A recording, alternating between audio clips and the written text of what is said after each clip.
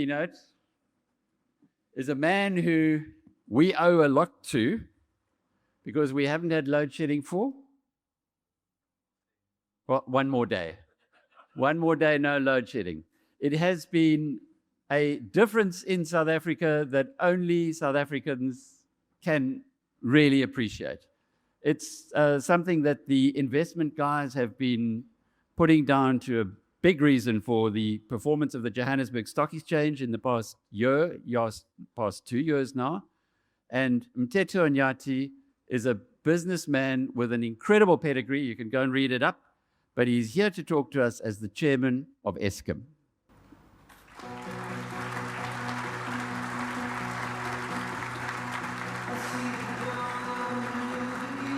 This BizNews production is brought to you by Brenthurst Wealth, the leader in offshore investing, connecting South Africa to opportunities worldwide.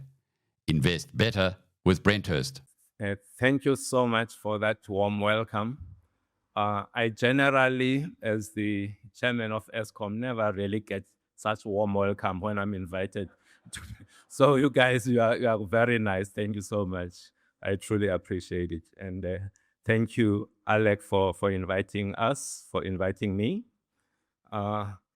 Just reflecting on the speakers this morning and reflecting on what Peter Major said.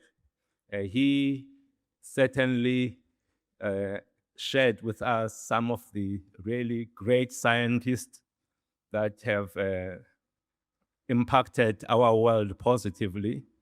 He mentioned Galilei. He mentions Isaac Newton. I do think he also mentioned Albert Einstein. And he mentioned himself. I think he forgot one person, a darkie, and that darkie is myself. He should have said that there is another person in this room belonging in another generation, different color, and that person is Mteto Nyati. But yeah, I'm mentioning myself. He forgot. So good afternoon, ladies and gentlemen, fellow South Africans. I know here we've got the proud South Africans, we've got frustrated South Africans, we've got hopeful South Africans. A very good afternoon to all of you. It is indeed a privilege to stand here in this beautiful place, with the Table Mountains silhouette in our minds, even if the ocean is at our feet, to ask the important question, where is South Africa going? That is what I was asked. And certainly I am no Helen Zille, no Cyril Ramaphosa. I'm not going to be looking at this thing from the politics necessarily. I'm going to be looking at it from the lens of energy, from the lens of Eskom. And I'm going to be attempting to answer that question, where are we going? Charles Dickens opened A Tale of Two Cities with the words, "It was the best of times, it was the worst of times." If ever a line captured our nation in early 2026, this is it. We have ended load shedding properly for the first time in years. And yes, I've said it's just we have a few days short of a year, and it is properly. There's not going to be load shedding that's going to become. As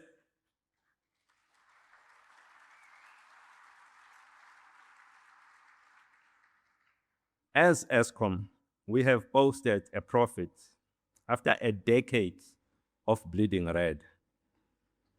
Inflation has been tamed, the rand has steadied, and for the first time in generation, we have had 4 quarters of positive GDP growth.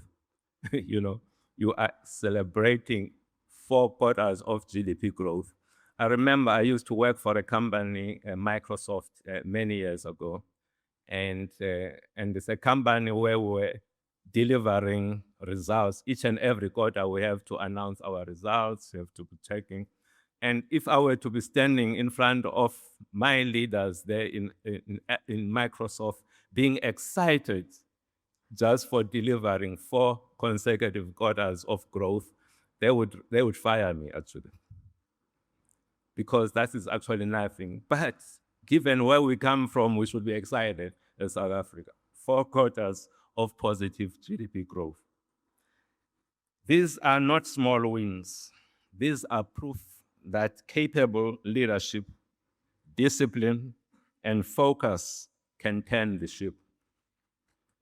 When the Eskom board appointed Deng Marokane, an ethical, experienced, and capable leader, as our group CEO, some were quick to dismiss him. The DA in particular declared he does not inspire confidence. I often wonder, what is it that the DA must have seen?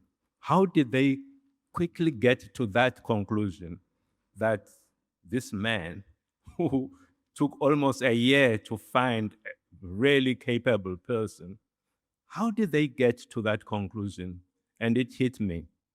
It hit me. They must have looked at the shape of his nose. And I look, with that nose, there is no way that this guy is going to be able to lead Eskom. But look at where we are now. No load shedding, black ink on our books, and a utility that is aligned to its core mission. It turns out that competence does inspire confidence, results even more so. Sometimes we have to let your work speak louder than the press release. Looking at, on the negative side, last year, our growth was only 1%, in fact, below 1% year on year as a country. And the projection for 2026 is a modest 1.6% growth. This is not a growth rate, in my opinion. This is a survival rate. It is nowhere near our potential. We should be running this country at 4 to 6% sustained. We are not. And that disappoints me deeply. At this rate, we need another century to catch up to where we could have been yesterday. The GNU was a masterstroke of political pragmatism, a rainbow coalition born out of necessity. It brought us stability, but stability is not growth. The GNU has been cautious, incremental, and sometimes silent on hard conversations we need to have. And for me, I'm one of those people who was very excited when we had the GNU. But one thing that I've noticed is that we have not had the tough conversations that we should have been having. Conversations around the economy, conversations around law and order. People just came in, they are trying to run their little corners, their little departments. No, even if it meant that for a month or 2 or 3 months, there is no movement forward, you needed to have at least the DA and the ANC fighting and coming up with an agenda that is going to be helping this country to be growing. That did not happen. And I think we missed a great opportunity there. But that opportunity is not missed. We still can do that. We need to have one agenda for this country. Even it may mean a long hours of negotiation, coming up with one. What does it mean, national interest in South Africa? What does that mean? Even just having that discussion can help clarify where things should be going. We have not had that discussion. All we are hearing are people and parties criticizing each other. That's fantastic, great, but have the conversation. Have the conversation, confront each other, discuss, fight, but come out of those fights with a clear position that is going to be taking this country forward. So, in my view, we need a GNU 2.0. Bolder, more decisive, informed by brutal realities rather than fragile consensus. We need leaders that understand that ideology is the enemy of progress. As Deng so famously put it, it does not matter if the cat is black or white, as long as it catches mice. We don't care about the color of the policy. If it delivers jobs, dignity, investment, growth, we take it, full stop. And if the cat happens to be a teddy or a ginger, or even a bit mangy from years of neglect, as long as the mice are caught, we are good. Look at our asset as South Africa. South Africa sits on a treasure trove: platinum, manganese, chrome, vanadium, rare earth, critical minerals the world desperately needs for the energy transition. Batteries, renewables, aerospace, defense. We've got all of those critical minerals here. The green industrial revolution is here, and we are geologically blessed to lead it. But we cannot beneficiate a single gram of it without affordable, reliable, and secure energy. That is why Eskom is such an important element of all of this. We can have all of these dreams of beneficiation, fantastic, but without fixing Eskom, and I know many of you are praying every day how we hope that Eskom can really die. I know. Maybe that's how we have made you to feel as Eskom. We've let you down. But it would be short-sighted. It would be short-sighted to be praying for Eskom to die. You actually need a very strong Eskom. You need an Eskom that is world-class. You need an Eskom that is going to be powering the growth that this region needs, not just South Africa, but this region needs.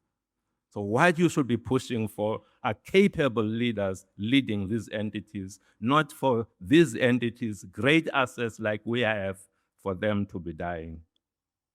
So this is why, in my view, we need a strong, reformed Eskom. We are unbundling Eskom, but not privatizing it. Generation, transmission, distribution, Eskom Green, each gets focus. Competition where appropriate, private capital where it accelerates delivery. We are fixing the fleet, rolling out smart meters to crush illegal connections, and partnering intelligently. The goal is simple, as I've already indicated. We need an energy that is cheap and abundant for our smelters, our factories to expand, for our mines to process locally, and new industries, green steel, hydrogen, batteries. We want them to take root here in Africa, and here specifically in South Africa, not in Asia. I know many people in the governing party think that China is our BFF. But when you look at it, if you look over the last 10 years or 15 years or so, we have lost close to 500,000 manufacturing jobs to China. And that is a problem. China is for China. And we need to be driving an agenda that is for South Africa. And at the core of that agenda,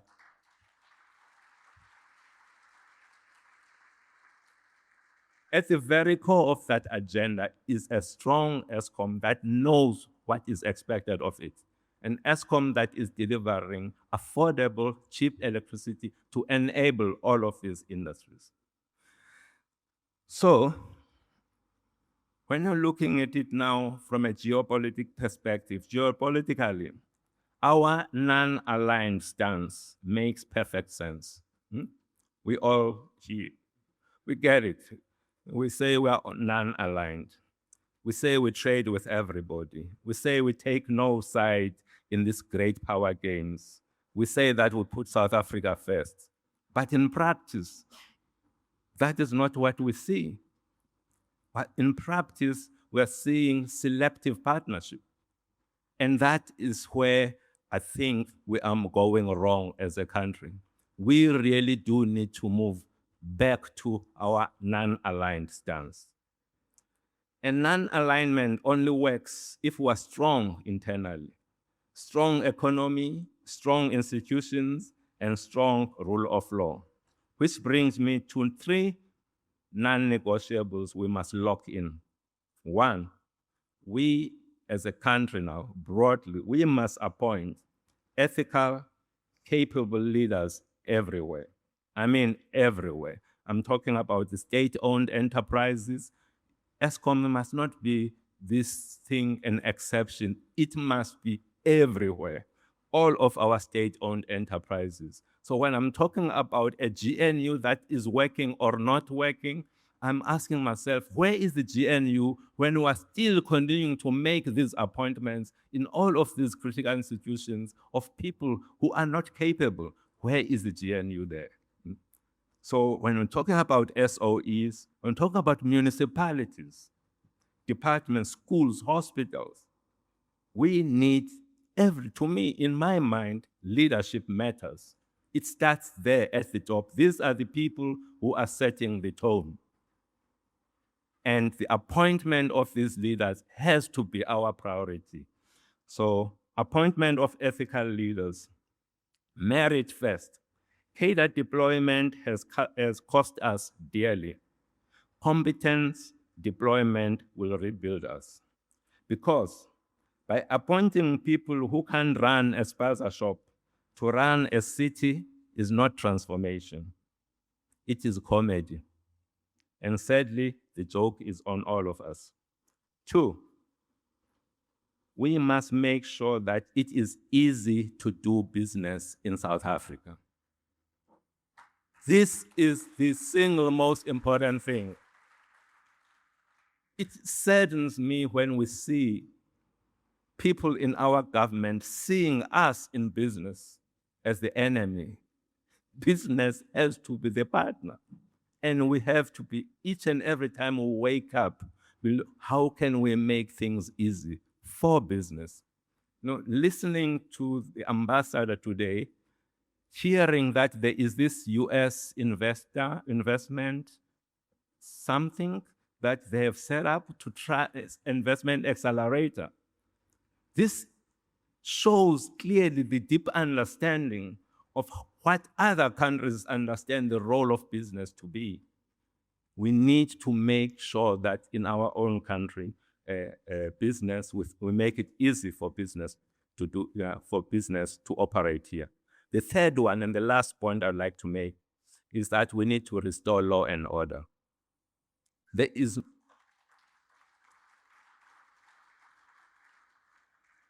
no society where criminals walk free and the honest live in fear. Visible policing, swift justice, zero tolerance for corruption, that should be the things that we're focusing on. Hey, we may think that these are radical ideas. These are not radical ideas. These are basics. They are practical, proven, and boringly effective. Countries that embrace them, countries like Singapore, countries like South Korea, hey, we think, okay, it's happening Also, countries like Rwanda in our own continent. These are countries that have embraced these ideas, have implemented them, and we can see the big difference that is happening in those countries. And lastly, technology is on our side.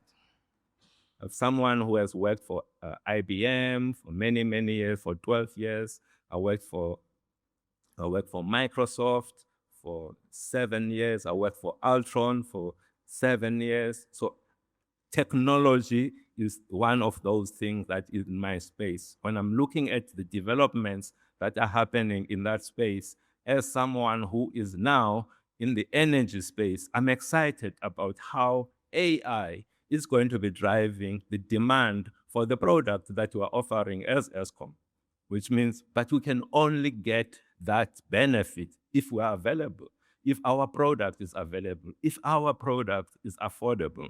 So we're excited about the developments that are happening around AI, the digital infrastructure, and biotech.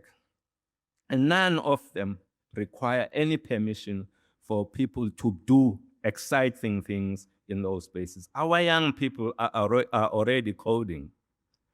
They are innovating, they're exporting services. Let's give them the platform, the energy, the broadband, the education reforms. Let's watch them build the next wave. This, for me, this technology space, when you're talking about leveling the playing fields, technology is that biggest leveler. We have to leverage this. We've got young people that understand how to use this, but we have to help them. So the choice really is ours. We can drift, we can be complaining, we can be blaming and settling for mediocrity, or we can decide together to become the Africa powerhouse we were always meant to be. The diverse group of people that we are, talented, resilient, we are pragmatic. I heard Helen saying here, a Boer Maka plan, that's who we are. Does not apply just to the Boer. It applies to all of us. That's who we are as South Africans. We make things happen. So, as I wrote a book.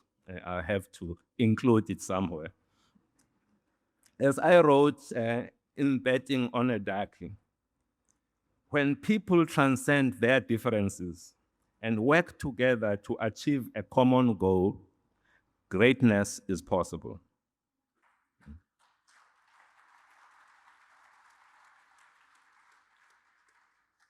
This is not just a line from a book. It is a lesson of my life. From boardrooms under apartheid to turning around institutions like Altron and Eskom.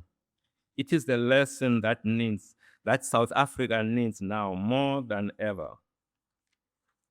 Peter Drucker, and many of you would know, this is the guy who spoke about breakfast and culture and strategy. I can never really know how to connect all of it. He said something about those things. Culture will eat strategy for breakfast. He had said something else as well, beyond just culture will eat strategy for breakfast. He said that the best way to predict the future is to create it. So let us stop predicting decline. Let us create accent. Business, government, citizens, black, white, brown, yellow, young and old. Let us catch the mice that matter. Let us drive growth, jobs, dignity, and hope. South Africa is not a lost cause. I know many people are. South Africa is not a lost cause. We have to do our part in our little areas.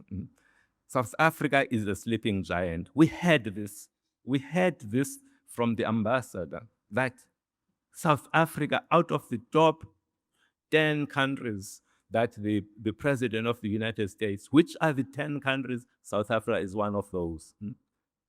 We are strategic. We can make things happen. We cannot lose hope, but it requires each and every one of us to reach out there, work with those who may look different from us. Let's not lose hope around this country. So with that, I would like to say thank you so much. I'm looking forward to your questions. Thanks.